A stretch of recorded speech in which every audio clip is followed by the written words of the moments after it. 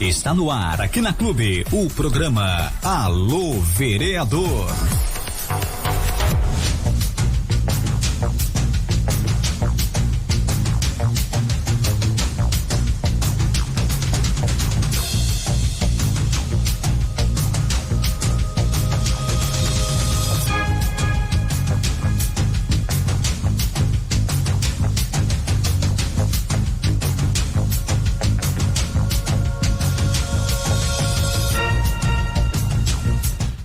Prezados amigos, tenham todos um bom dia. Está entrando no ar aqui na Clube o programa Alô Vereador. Hoje recebemos o vereador Danilo Martins. Bom dia, vereador, tudo bem? Bom dia, Rafael, bom dia, ouvintes da rádio, tudo jóia. Danilo, começando o Alô Vereador de hoje, o jornal Jogo Sério publicou uma matéria nas últimas horas cuja manchete foi: professores grevistas protestam na Câmara e obtêm apoio do Legislativo guaxupeano. Como os vereadores podem auxiliar a classe? Bom, Rafael, primeiro é importante ressaltar que a greve é um movimento legítimo, né, de qualquer categoria. Também é importante ressaltar que a greve se trata de um movimento dos professores do estado, né, não do município. Então, por aí a gente já verifica que o poder de atuação, né, do Legislativo Municipal é muito limitado em relação ao tema. No entanto, a maioria dos vereadores tem contato com algum deputado estadual, né? Então, o movimento de apoio do Poder Legislativo Municipal é mais no sentido de encaminhar, né, as demandas da classe para os deputados estaduais, né, que são os que são legítimos detentores do poder legislativo a nível de estado, né? Então o nosso apoio seria mais de fazer essa ponte com os deputados. Danilo, divulgaram a lista dos estudantes que receberão os passes escolares. Tenho 2 filhos, um foi contemplado e o outro não. Não tenho condições de arcar com os passes para o outro. Isso pode ser revisto? É o ouvinte Mariana. Mariana, bom dia. Primeiro, é até importante eu fazer uma colocação aqui. Eu sou presidente da Comissão de Educação e Cultura da Câmara. E os outros membros são o vereador França, a vereadora Maria José, e nós já tivemos reclamações nesse sentido, tá? Em relação aos passes escolares. Tá, nós estamos bem empenhados, tá, nessa questão. Já tivemos reunião com a secretária de Educação, a procuradora do município e a diretora administrativa da Secretaria de Educação. Já levamos essas colocações que foram encaminhadas ao Legislativo. Estamos acompanhando essas questões de perto, estamos estudando inclusive o contrato com a Tuga, porque nós temos, eu ainda não posso antecipar porque isso vai passar por um estudo jurídico da casa, mas nós temos encontrado algumas brechas que talvez dê para usar e amparar os estudantes em situação como o do filho da Mariana. Tá, então a gente está bem empenhado nisso e eu acredito que a gente vai ter sucesso nessa questão, sim. E tá? Isso tá para ser discutido muito em breve? Breve, tá breve. Tá, isso já tem um estudo em fase final pelo jurídico da Câmara, tá? E aí depois disso a gente já vai sentar com a Secretaria de Educação novamente para levar o nosso ponto de vista e verificar algumas possibilidades, tá? Eu acredito que a gente vai ter algum sucesso nesse sentido, sim. Até sugiro, se me permitir, claro. que a Mariana mande pra gente a demanda de onde, pra onde. Perfeito. E a gente te passa. Perfeito, caso ótimo. Possa fazer algo por ela também em cima Perfeito. disso. Fico à disposição, pode ser. Danilo, sabemos que desde o começo você esteve engajado com o projeto da Ponte do Tabuão, devido ao seu bom relacionamento com o deputado Marcelo Aro. Sendo assim, conseguiria expor para os ouvintes quando o projeto será concluído? O questionamento é refeito toda semana. Toda semana tem essa pergunta da questão de quando vai ser concluído, quando vai ser liberado e tudo mais. E a gente sempre tem pergunta de ouvinte pedindo esse tipo de esclarecimento. Perfeito. Só que na última semana, a ponte, uma parte dela foi liberada. Perfeito. E inclusive tem questionamento de ouvinte aqui da Tatiana, que falou do trecho da Paulo Ribeiro do Vale onde foi liberado, que ele ainda está muito comprometido. Inclusive tem uma lombada lá fora de proporções. Isso eu posso até endossar porque eu passei lá e realmente o carro bate embaixo. Tá, vamos lá. Com relação à lombada, vou começar de trás para frente, tá? Certo. Com relação à lombada, eu também passei por lá e de fato ela estava pegando embaixo do carro. A lombada já foi solucionada, tá? Esse problema já foi resolvido, tá? Ontem a lombada foi reformada, digamos assim, tá? E foi solucionado. Tá, com relação tirando a lombada, tá? O trecho ali, ele tá liberado, mas ele não está concluído, tá? Foi liberado o fluxo, né?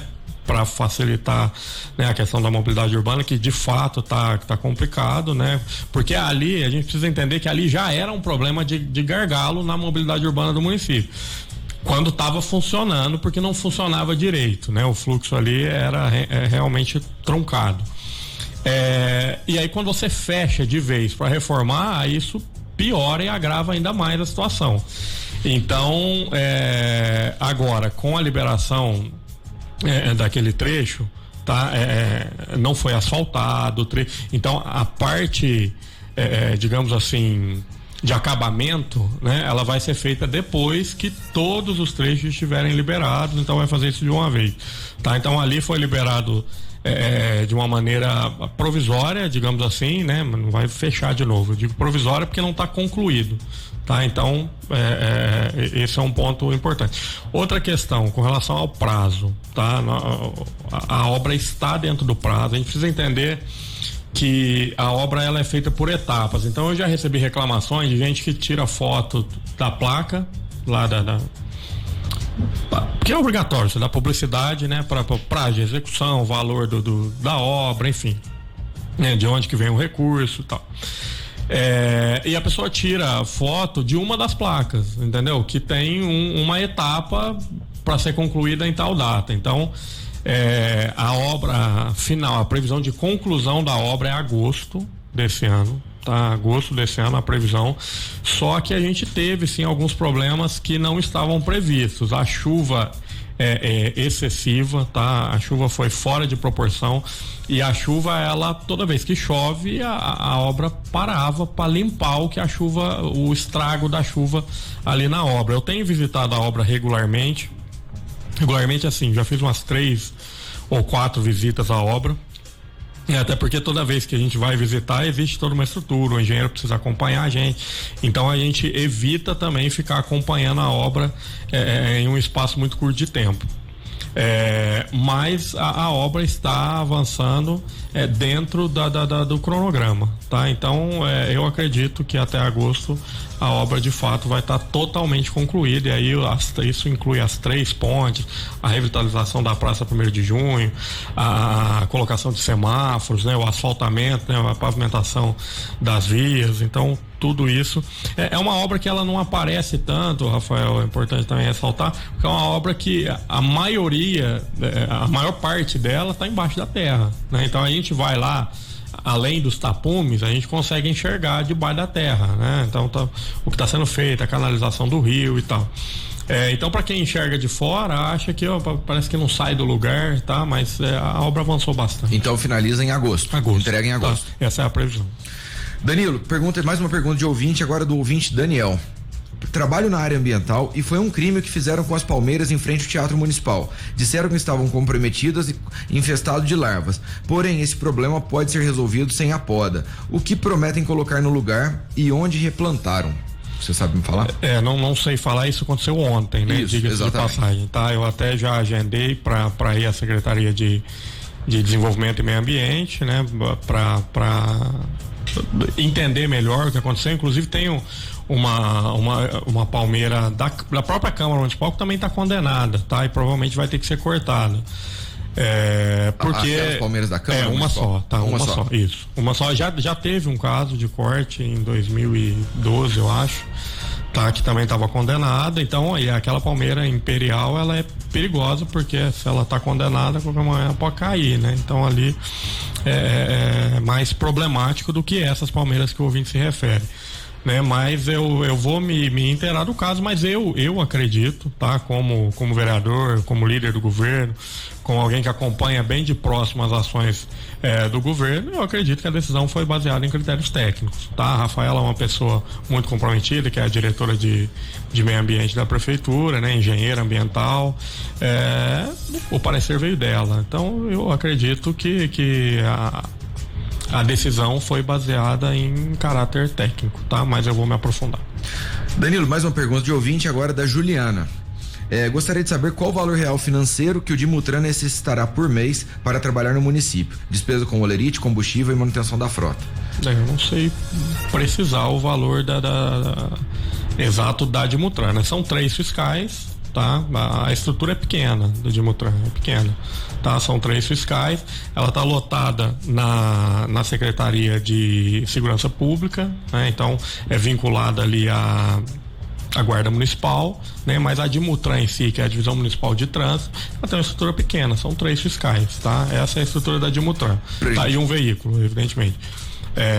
Mas essas informações, é importante ressaltar que o governo, ele é comprometido com a transparência, tá? Todas essas informações podem ser colhidas no portal da transparência, individualizadas, inclusive o salário de cada um dos agentes pode ser buscado individualmente no portal de transparência da Câmara. Eu até sugiro, então, caso necessário e caso o senhor esteja de acordo, passar pra gente, a gente repassa essa informação no Clube Perfeito. O custo de Dimutran é assim, perfeito. assim assado, com esse tipo de informação que a gente pode passar para ela. Pode ser? Inclusive, pode, claro, pode. Inclusive é bom também fazer uma ressalva aqui, que a Dimutran, ela não tem apenas o caráter punitivo, né? E não é só isso que envolve a Dimutran, né? A Dimutran, ela inclusive, por exemplo, o que se arrecada com eventuais multas por infração de trânsito, tá? Hoje o trânsito é municipalizado. O dinheiro de multa de trânsito que antigamente ia para o estado, hoje fica no município. Esse dinheiro obrigatoriamente precisa ser investido em manutenção de vias públicas ou em ações de educação para o trânsito, tá? São só esses 2 tipos de investimento que podem ser feitos com os recursos das multas. Então, achar que a indústria de multa e que as multas vão para qualquer outra finalidade que não sejam essas, tá? É por especulação. Mas eu me coloco à disposição também da ouvinte para na Câmara, tá? Também ajudar a acessar o portal da transparência, né? Mostrar os valores, mas também, como você me pediu, eu posso encaminhar também os valores para a rádio, porque eu acho que a publicidade fica ainda mais ampla. Certo. Danilo, mais uma questão de ouvinte aqui, ó. Apenas uma sugestão ao vereador. Na entrada de Guaxupé, para quem vem de Itapiratiba, um pouco antes do posto fiscal, tem muitos buracos na rodovia. Sei que é de responsabilidade do estado, mas no último final de semana, ao passar por lá, deparei com pelo menos 4 carros de Guaxupé parados com pneu furado. Poderia reparar por iniciativa local ou tem algo que a prefeitura poderia fazer? É a pergunta do André. Tá, André, tem algo que a prefeitura possa fazer sim, mas não pode reparar com recurso local. Tá, a gente já teve até casos de sinalização, Rafael, que a prefeitura sinalizou trecho que é de responsabilidade do DR para a segurança dos motoristas, e aí a fiscalização do DR, às vezes para fazer eles demoram um pouquinho, mas para fiscalizar o que é competência deles e algum outro ente faz, eles são bem rápidos, tá? A prefeitura foi notificada no dia seguinte, tá? Para retirar as sinalizações.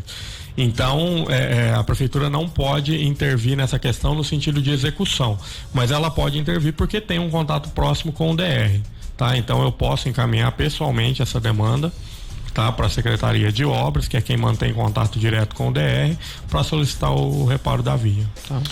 Mais uma pergunta de ouvinte, ó. Da rede municipal, o que o vereador tem a falar dos professores aposentados que ainda estão no cargo? Eles não iriam sair e dar a vaga para os classificados no último concurso? Haja visto que o concurso tem prazo de validade até 31/12/2020. É a pergunta da Ivone. Ivone, essa questão é um pouco mais complexa do que a responsabilizar apenas o município em relação ao tema, tá? Hoje existe aí eu não vou entrar na questão de mérito, porque eu entendo perfeitamente a angústia de quem está classificado em um concurso, né? E não é convocado porque tem uma pessoa aposentada ocupando aquela vaga, né? Eu acho que é extremamente merecido que essa pessoa seja convocada, tá? E é bom ressaltar que para a prefeitura, para o município, isso ocasionaria inclusive um enxugamento na folha de pagamento, que é a maior despesa do município, tá? Porque você, né, retiraria funcionários com salários mais altos, porque já estão em níveis mais altos na carreira, e colocaria funcionários, né, servidores em início de carreira com salário, né, de início de carreira. Então, evidentemente, em termos financeiros, isso seria inclusive bom para a prefeitura, tá? Mas eu também entendo o lado dos aposentados que se aposentaram talvez sem saber que depois de aposentar deveriam ser retirados do cargo e tal. Mas essa questão, quem vai decidir não é a prefeitura, tá? Essa questão está na justiça. Havia uma decisão judicial para que eles fossem removidos do cargo, os aposentados, mas eles se organizaram e ingressaram com uma liminar, tá? Na justiça do estado, né? Em segunda instância, e conseguiram parar o processo de exoneração até que o caso seja julgado em definitivo, tá? Então, até que seja julgado em definitivo, aposentou tem que sair, ou aposentou pode ficar, eles têm o direito de permanecer no cargo por uma decisão judicial. Danilo, mais uma pergunta de ouvinte agora do Mozart Faria.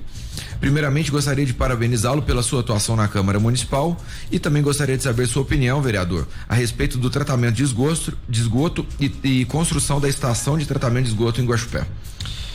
O seu Mozart é uma pessoa por quem eu tenho muito apreço, né? Um militante da política aí, independente de ocupar cargo público ou não, só por isso já é de se louvar, né? Que o cidadão se envolva na política de maneira tão ativa como ele se envolve. Tá, a minha opinião particular primeiro, que o contrato com a Copasa não deveria ter sido autorizado pelo Legislativo Municipal, tá? Na época, tá? Isso foi autorizado, diga-se de passagem, em uma gestão em que o seu Mozart era secretário de Desenvolvimento e Meio Ambiente, né? Um assunto intimamente ligado à pasta que ele dirigia. Então, acho que não tinha ninguém mais gabaritado para sabotar a ideia do que ele próprio, tá? Isso considerando todo o respeito que eu tenho pelo seu Mozart Faria, por todas as razões que eu já citei. A minha opinião pessoal é que, de fato, a gente sofre uma exploração da Copasa, mas é importante também ressaltar, Rafael, que a taxa que a gente paga, ela não é do tratamento do esgoto, tá? Ela é uma taxa da coleta do esgoto, tá? É para coletar o esgoto na residência e, de maneira muito triste, eu vou dizer isso, e jogar no rio, tá? Mas é isso é autorizado pela justiça, tá? A justiça entende que pode e deve ser cobrada uma taxa, porque existe claro. Mas esse é justamente o questionamento da Isaura, que ela fala o seguinte: todos passam por aí e falam que tem a necessidade de tirar essa taxa, a possibilidade de tirar, mas não temos atitudes. O que poderia ser feito? Olha, primeiro, eu acho que tirar a taxa, vamos ser bem franco, eu acho muito difícil, tá? Muito difícil. Primeiro porque o tratamento de esgoto, né? Tudo que envolve o saneamento básico, isso tem um custo muito caro, não existe almoço grátis, não existe almoço. Eu acompanho muito de perto a atuação do novo diretor-geral da ARSAI, tá? Agência Reguladora de Água e Esgoto do Estado de Minas Gerais. Que, diga-se de passagem, tem feito um trabalho brilhante. Antigamente a ARSAI, o que ela fazia era simplesmente acobertar tudo que a Copasa fazia de errado, tá? Hoje a ARSAI não, a ARSAI multa a Copasa, a ARSAI intervém nas tarifas que estão sendo cobradas excessivamente. É bom ressaltar, o pessoal fala que a gente paga 50% da taxa de esgoto, a gente não paga isso, tá? Hoje a tarifa tá em torno de 33 ponto alguma coisa, tá? Ela baixou, né? Por uma atuação da ARSAI, né? Porque a ARSAI, ela verifica se precisa ou não ser cobrada a tarifa naquele percentual, tá? Então ela vem para regular o setor, né, de saneamento básico. ainda discutindo esse caso, a própria estação aqui já teria que estar conclusa, né? Sim, com relação à estação, sim. E aí é importante ressaltar, se for quando a estação estiver concluída, e a gente teve vários problemas em relação à estação de tratamento de esgoto, envolvendo a empresa, envolvendo a própria Copasa, que é quem faz a gestão técnica do projeto da estação de tratamento de esgoto, né, da ET. Mas quando ela estiver concluída, a tarifa vai aumentar. Então ela vai ser maior do que é hoje. Tá? Só que aí a gente vai estar pagando por algo que está sendo mais efetivo, que é o tratamento de esgoto. Eu participei em 2017, entre 2017 e 2018, quando eu ainda estava como presidente da Câmara, de um movimento regional, tá, de presidente de Câmara contra a Copasa, tá? E a gente teve alguns encontros, né? E nos aprofundamos bastante em relação ao tema. Hoje, por exemplo, uma das questões que é fruto desse trabalho, dessa interação, é que hoje no município de Guaxupé é proibido cobrar, por exemplo, a taxa de religação. O cidadão deixa de pagar por N motivos lá, sua conta de água tem a conta cortada, e aí depois quando ele vai pedir a religação, além de pagar as contas atrasadas, juro, multa em cima do atraso dele, ele ainda tem que pagar uma taxa que não é para religar a água na casa dele, tá? Essa taxa hoje é proibida de ser cobrada, tá? Porque a própria justiça entende que isso é um custo operacional da empresa, no caso da Copasa. A Copasa tem que arcar com isso, ela não pode repassar pro contribuinte, ele já está sendo penalizado, pagando juro e multa, tá? Esse projeto é meu, em conjunto com o presidente da Câmara, né? O vereador Léo Moraes. Tá, e nós apresentamos esse projeto fruto desse trabalho do movimento dos presidentes de Câmara contra a Copasa. Então, assim, em linhas gerais, eu acho que o mais efetivo que deveria ter sido feito é não aprovar o contrato com a Copasa, tá? É um contrato de 30 anos, então juridicamente já houve várias tentativas de quebrar o contrato e, infelizmente, a justiça sempre olha o lado da Copasa, tá? Até porque o contrato foi efetivamente assinado, né? Foi autorizado pelo Legislativo, enfim, né? É isso, né? Por isso que é importante a gente selecionar bem quem vai nos representar na Câmara Municipal. Danilo, como todos já sabem, temos duas perguntas que faremos a todos os convidados do Alô Vereador. A primeira delas se fosse prefeito por um único dia, qual seria a sua ação e detalhe, pudesse realizar apenas uma única ação, qual seria ela? Prefeito por um dia e realizar uma única ação, qual seria ela? Bom, Rafael, primeiro é importante ressaltar que o dia tem 24 horas. Acho que se eu fosse prefeito por um dia, a primeira coisa que eu ia fazer nesse dia era não dormir. Acho que dá para ficar um dia sem dormir, né? Então, para aproveitar ao máximo o dia.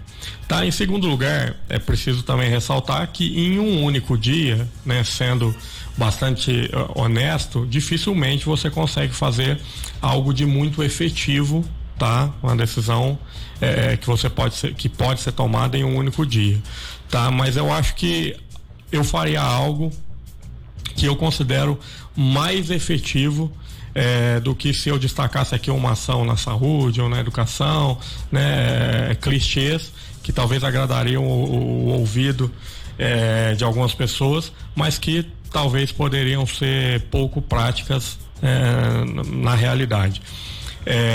Eu ouviria as pessoas, tá? Eu passaria um dia inteiro ouvindo as pessoas, tá? Ouvindo o que é que o cidadão guaxupeano quer e espera da sua cidade, tá? E ao final do dia eu ia compilar todas essas informações e o meu primeiro ato, antes de deixar de ser prefeito por um dia, seria colocar isso na mesa do próximo prefeito e dizer para ele: olha, eu já fiz um diagnóstico na cidade, é isso aqui que as pessoas precisam, tá? E aí, a partir de então, eu acho que o novo prefeito, né, teria um caminho para seguir e para realmente satisfazer a vida dos guaxupeanos. A segunda de 0 a 10, como o senhor avalia a saúde na cidade de Guaxupé? Bom, na segunda-feira, né, a gente ainda comentava há pouco antes de entrar no ar, a gente teve eu diria um desempenho muito caloroso da vereadora doutora Salma, justamente em relação ao tema da saúde, tá? Ela foi muito incisiva em colocar alguns pontos relacionados à nossa saúde de Guaxupé. Tá? É evidente que eu não posso, se eu dizer para você que a saúde é nota 10, eu vou estar sendo um mentiroso, tá? Por outro lado, se eu disser que a saúde em Guaxupé tá péssima, né? Eu também vou estar agindo exatamente como ela criticou, né? Eu vou estar usando isso como uma forma de palanque e eu acho que não é por aí, tá? Então, a saúde de Guaxupé eu daria nota 7 para ela, tá? Mas eu preciso fazer uma ressalva também. Para a saúde no Brasil eu daria 4, tá? Então, para servir de parâmetro, eu acho que Guaxupé tem as suas dificuldades, muitas delas envolvem questões do Estado e da própria União, e no geral o município tem se esforçado para resolver os problemas relacionados à saúde. É evidente que não é fácil, tá? A saúde, a gente até brinca, é um saco sem fundo. Sempre que a gente pede recurso, né, de emenda parlamentar para deputados e tal, geralmente a primeira opção que a gente coloca é a saúde. O deputado manda para a saúde, tá? Porque a saúde sempre precisa de amparo, sempre precisa de ajuda, e saúde é uma coisa que em tese não pode esperar, né? Geralmente é urgente, a gente ainda comentava agora há pouco, né? Às vezes a pessoa ela precisa fazer um exame, dificilmente ela vai para fazer um exame de rotina, né? No serviço público, ela já vai quando a situação está agravada, o que precisa mudar também, porque eu acho que a medicina preventiva ela é mais barata do que a gente tratar depois de problemas relacionados à saúde depois que o estado já se agravou, tá? Mas então a minha nota é 7, fazendo essa comparação aí com a saúde no Brasil, que eu daria 4. Danilo, agradecemos a sua presença e colocamos a Rádio Clube sempre à disposição. Abrimos aqui um breve espaço para suas considerações finais. Obrigado, Rafael. Eu preciso quebrar aqui o protocolo um pouquinho. Eu faria isso no começo, mas eu vou fazer no final. Preciso mandar um abraço para minha tia Neuza, que é ouvinte assídua aqui da Clube, tá? E ela, esse dia eu estive lá na casa dela almoçando, e ela, que dia que você vai lá no Alô Vereador? Eu até estranhei que talvez tenha chegado alguma pergunta dela e não deu tempo da gente. Temos perguntas pendentes que não deu tempo. Ela falou, a gente quer que cobra aqui a quadra da Vila Santo Antônio, a gente vai fazer ginástica, às vezes tá chovendo, não tem onde fazer ginástica, eu vou cobrar você lá no Alô Vereador, hein? Então eu tô aqui já colocando essa questão aqui em público, né? Dizer pra minha tia e pros demais lá que frequentam a quadra da Vila Santo Antônio que eu vou me empenhar para resolver esse problema, que é um problema de ordem familiar, acima de tudo, tá? Toda vez que eu vou lá eu escuto isso, então eu problema em casa. Isso, eu preciso resolver isso, tá? Então mandar um abração aí pra minha tia, que é fanzaça da Clube, tá? Então um abraço, tia. Obrigado também para Neuza, ouvinte da Clube. Obrigado. Na próxima quarta-feira, dia 18/3, mais uma edição do programa Alô Vereador, chegando à reta final dessa segunda rodada de perguntas. Obrigado a todos que nos acompanharam e fiquem agora com Manhã na Clube.